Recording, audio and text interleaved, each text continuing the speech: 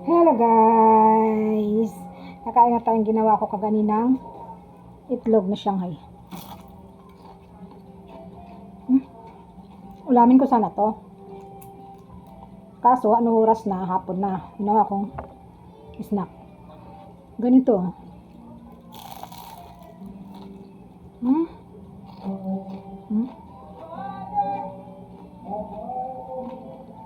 Masarap siya.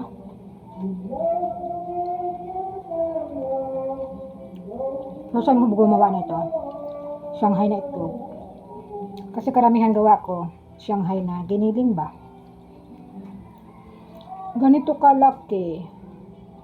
Nakagawa ako ng 25 pieces. 6 na itlog. Pwede ulamin, pwede na snack. Ni-snack ko.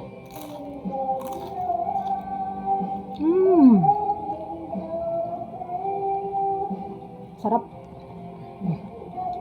Mountain Dew. Mauhaw, mainit. Snack time, guys.